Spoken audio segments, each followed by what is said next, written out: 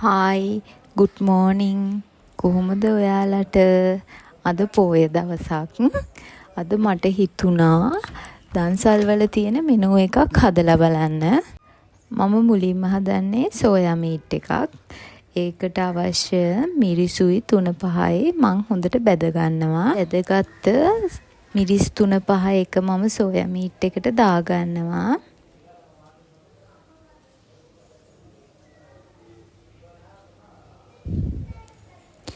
දැන් ඒකටම මං ගම්මිරිස් කුඩු චුට්ටකුත් දාගෙන මේක හොඳට අනාගෙන මැරිනේට් වෙන්න ටිකක් වෙලා තියාගන්නවා. මම දැන් සෝයා මීට් එකට අවශ්‍ය වෙන ලූණු, තක්කාලි, ඉඟුරු සුදු ලූණු කොටලා, රම්පේ කරපිංචා, කුරුඳු කෑල්ලක්, එනසල්, කරාඹු නැටි ඒ ටික ඔක්කොම ලෑස්ති කරගන්නවා. දැන් භාජනයක් ලිපේ තියලා ඒකට බටර් චුට්ටක් දාලා ඒක පොඩ්ඩක් දිය වෙනකොට මම ඒකට ඉඟුරු සුදු ලූණු පේස්ට් එක දාලා හොඳට බැද ගන්නවා. මේක ටිකක් බැදීගෙන එනකොට රම්පේ කරපිංචා කුරුඳු ලූණු අමු මිරිස් දාලා මේක තව ටිකක් හොඳට කවලම් කරගන්නවා. දැන් මේ මිශ්‍රණය හොඳට බැද ගන්නවා. දැන් මේ මිශ්‍රණය හොඳට බැදුනට පස්සේ මම මේකට කලින් මැරිනේට් කරගත්ත සෝයා මීට් ටික දාලා ඒක හොඳට කවලම් කරගන්නවා.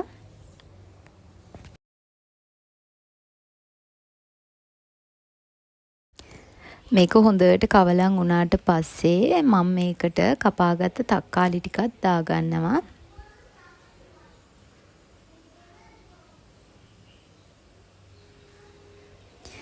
දැන් මම මේ බටර් එකෙන්ම පොඩ්ඩක් මේක තැම්බෙන්න ලිපේ තියාගන්නවා.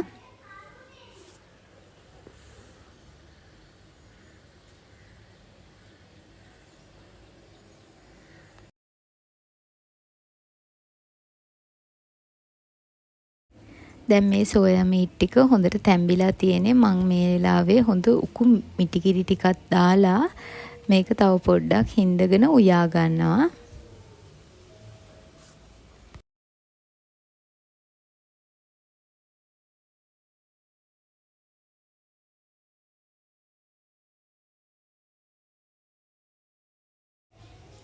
දැන් සෝයා මීට් එක හොඳට තැම්බිලා හැදිලා ඉවරයි.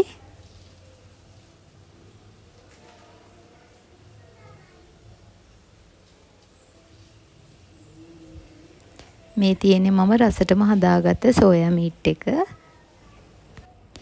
මේක මම බටර් වලින් ටෙම්පරාදු කරන නිසා ගොඩක් රසයි.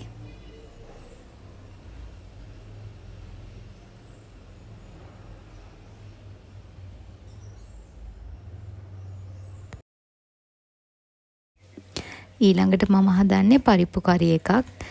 ඒකට අවශ්‍ය වෙන ලූණු, රම්පේ කරපිංචා, කුරුඳු කෑල්ලක්, සුදු ලූණු, අමු මිරිස් කරලක් මම ඒ ටික ලෑස්ති කරගන්නවා.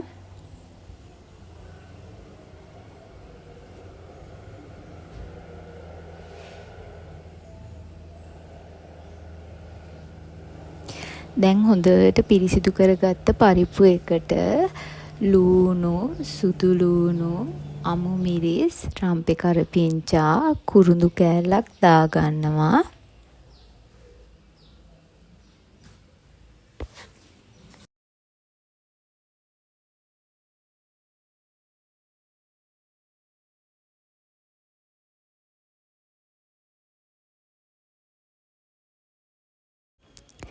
මේකට මම මිරිස් කුඩුයි 3-5 කුඩු චුට්ටක් කහ කුඩුයි ගම්මිරිස් කුඩු පොඩ්ඩක් දාලා මේක හොඳට කවලම් කරගන්නවා.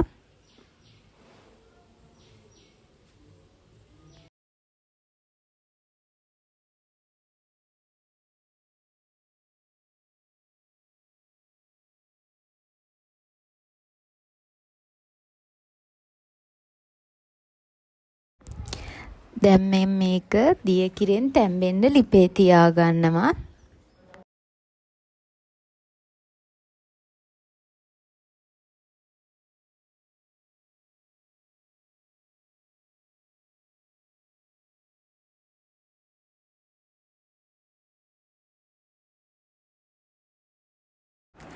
දැන් පරිප්පු ටික හොඳට තැම්බිලා තියෙන්නේ.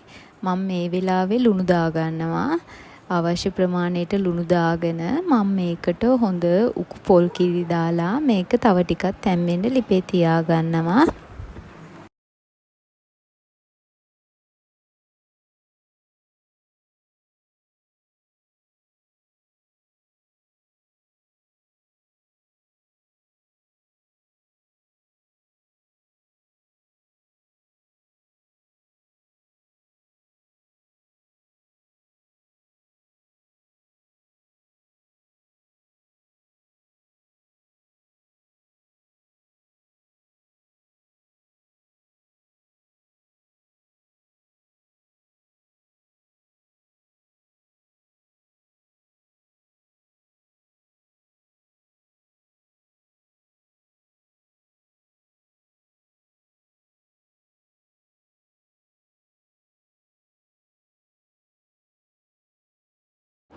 දැන් පරිප්පු එකත් හදලා ඉවරයි. මං ඊළඟට මේ හදන්න යන්නේ කීරමින් කරවල තෙල් දාගන්න. ඒකට අවශ්‍ය කරන ලුණු, රම්පේ කරපිංචා, තක්කාලි මම ලෑස්ති කර ගන්නවා.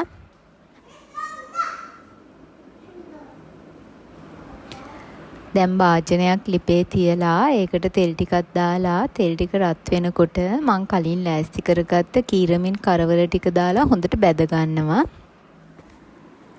මේක හොඳට බැදුනට පස්සේ මම රම්පේ කරපිංචා, ලුණු, තක්කාලි දාලා මේක හොඳට තව ටිකක් බැද ගන්නවා. මේක හොඳට බැදුනට පස්සේ මම මේකට කෑලි මිරිස් ටිකකුයි ලුණු චූට්ටක් දාලා මේක හොඳට තෙලෙන් බැද ගන්නවා.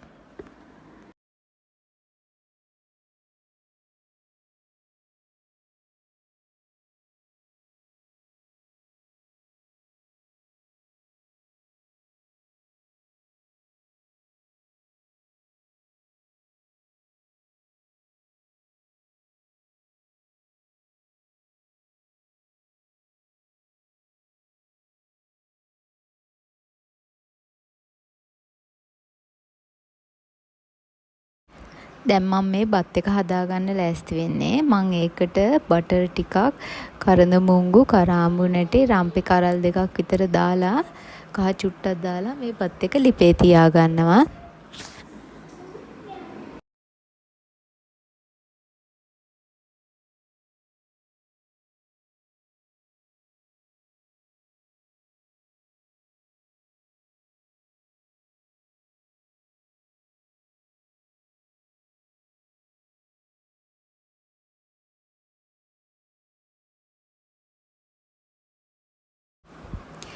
දැන් මං උයලා ඉවරයි.